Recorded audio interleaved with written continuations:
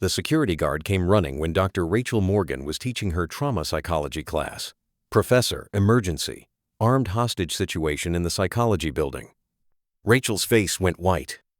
Because in that building was her favorite doctoral student, Amy. And 8 years ago, the child she lost was also named Amy. Rachel knew at that moment that the hardest test of her life was beginning.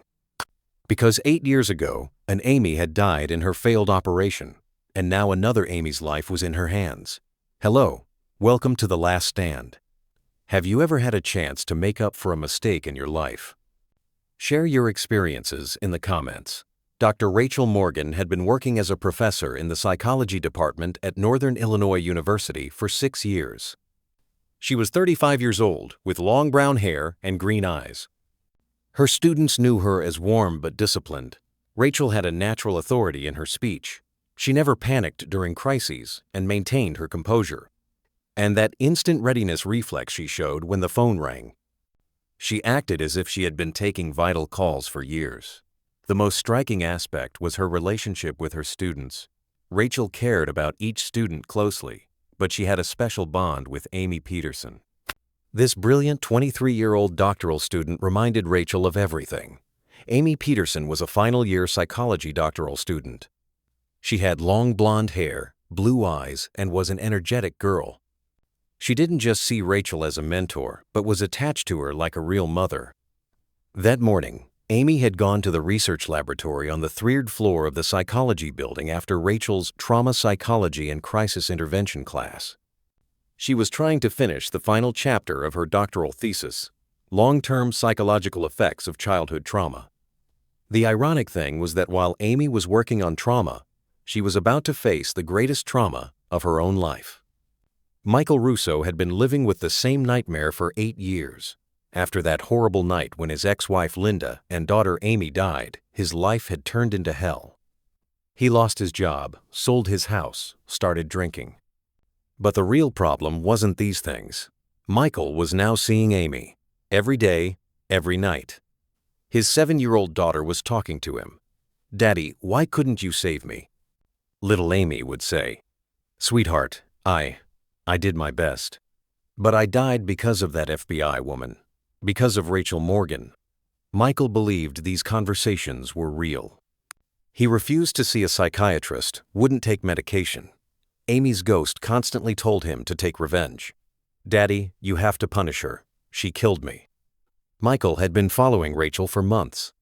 He learned that she worked at the university, that she was a psychology professor, and most importantly, he discovered that she had a student named Amy Peterson. "Daddy, that girl's name is also Amy," said his imagined daughter. "This is a sign of fate. But she's innocent, Amy. It's not her fault. I wasn't at fault either, Daddy, but I died.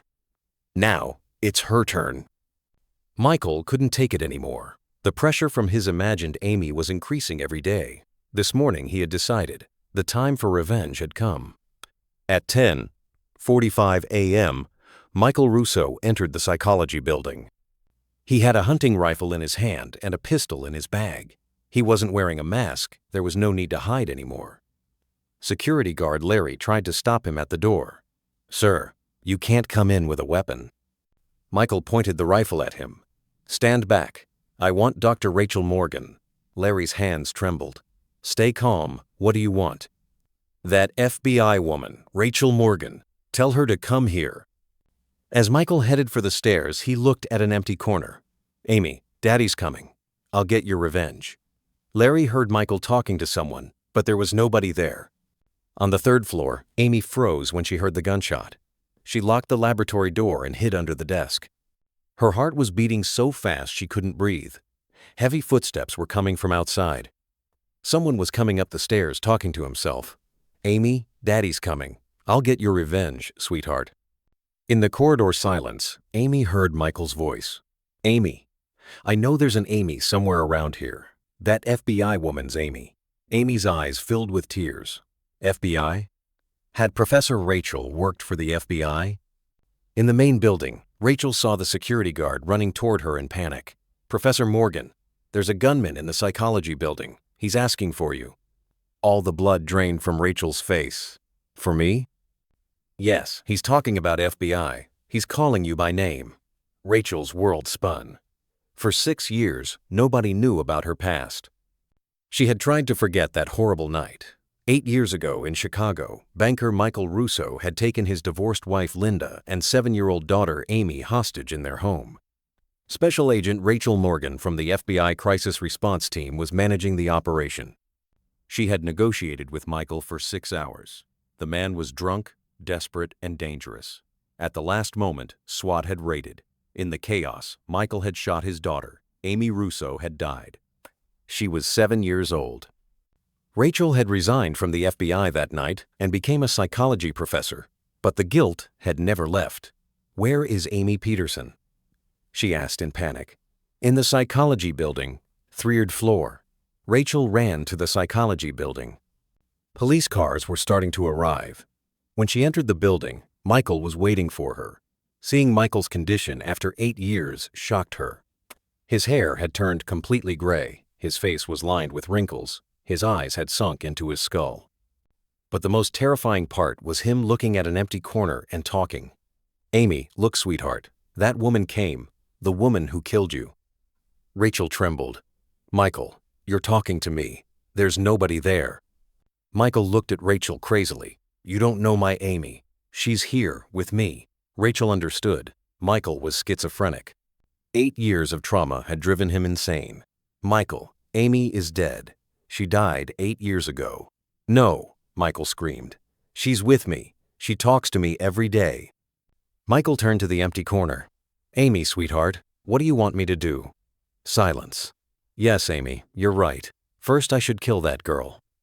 Rachel watched Michael in horror. The man really believed he was talking to his daughter. "Michael, talk to me. Not to Amy, to me." "You shut up." Michael screamed. "You killed my daughter. Now I'm going to kill your daughter." Michael headed for the stairs. Rachel ran after him. "Michael, stop. Amy Peterson isn't at fault. Your Amy wasn't at fault either." Michael pounded on the laboratory door. "Amy, come out. I know you're in there." Silence from inside. "Amy, if you don't come out, I'll kill the other people downstairs." Amy's conscience couldn't take it. She slowly opened the door. When Michael saw her, his eyes filled with tears. Amy Peterson looked so much like his own Amy. They were the same age at death. "Hello, Amy," Michael said. "I'm Michael. Your professor knows me." Amy was trembling. "What do you want?" Michael looked at the empty corner. "Amy, sweetheart, isn't she beautiful? Just like you." Amy became even more frightened when she saw Michael talking to a corner where nobody was. Michael forced Amy downstairs at gunpoint. When he came face to face with Rachel, he handed her the radio. "Take it. Talk to Amy. It'll be your last conversation." Rachel took the radio with trembling hands. "Amy, can you hear me? Professor." Amy's voice was tearful. "This man is crazy. He's talking to someone." Rachel's heart tightened. "Amy, stay calm. I'll save you." "But Professor, this man is talking about FBI. Did you work for the FBI?" Rachel closed her eyes. "Yes, Amy. I used to be an FBI agent. What happened? I couldn't save a child, a girl your age." Amy started crying. "Was her name Amy too?" "Yes." Michael grabbed the radio and looked at the empty corner. "Amy, sweetheart, do you hear? That woman forgot you. She loves another Amy now." Silence. "What did you say, Amy? Are you crying?" Michael's eyes filled with tears. "Amy, sweetheart, Daddy misses you. I want to sleep next to you every night." Rachel hated herself for having to watch this pain. "Michael, did Amy forgive you?" Michael was surprised. "You can't talk to her. But you can. Ask her. Did she forgive you?" Michael looked at the empty corner. "Amy, sweetheart, did you forgive me?" Silence. Michael started crying. "No. She's saying no. She doesn't forgive me." Michael collapsed to the floor, continuing to hold Amy Peterson while crying. "Amy, sweetheart, I was a bad father. I couldn't protect you." Rachel approached. "Michael, Amy loves you. Fathers make mistakes, but children always forgive." "No, she doesn't forgive me. She's angry at me every night." Michael screamed at the empty corner. "Amy, forgive me. Please forgive me." Then he calmed down and whispered, "Really, sweetheart? Do you really forgive me?" His eyes lit up. "Yes. Yes, Amy, I understand. Michael stood up and looked at Rachel. Amy told me what I need to do. What did she say? She says, Daddy, don't hurt other children. I'm at peace now. Michael lowered his gun. Amy Peterson ran into Rachel's arms. Amy, sweetheart, Michael said to the empty corner. Do you really forgive me? His eyes filled with tears. Thank you, Amy. Daddy loves you so much. Michael removed the magazine from his gun and gave it to Rachel. Take this. I can't hurt anyone anymore. Rachel took the magazine. Michael, it's all over now. Amy Peterson is safe. But I'm not safe. Michael pointed his empty gun at Rachel. Michael, what are you doing? Amy told me one last thing. Daddy, come with me too, she said. Rachel understood. Michael, no. Amy doesn't want you to kill yourself. She's waiting for me. She's been waiting for 8 years. The SWAT sniper was watching Michael from the window. He saw an armed man threatening Rachel. Michael, drop the weapon. No, Rachel, this is better this way. Michael pointed the gun at Rachel. The SWAT sniper pulled the trigger. Michael fell to the ground. In his last breath, he looked at the empty corner. Amy, sweetheart, Daddy's coming. In the ambulance, Amy was still in shock. Rachel was sitting next to her, holding her hand. Professor, was that man really seeing his daughter? Rachel thought. Maybe Amy. Sometimes love is so strong it can transcend death. Did you really kill that little girl? Rachel's eyes filled with tears. I tried to protect her, but I wasn't enough. Amy squeezed Rachel's hand.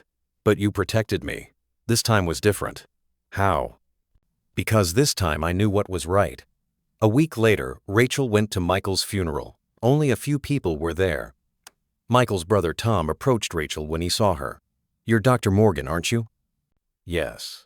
Michael was angry at you, but in his last days he constantly talked about you. He said, that woman tried to save Amy. Maybe he knew you had good intentions too. Rachel cried.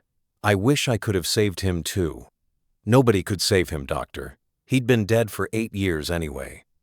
When Rachel returned to the university, her students greeted her with applause.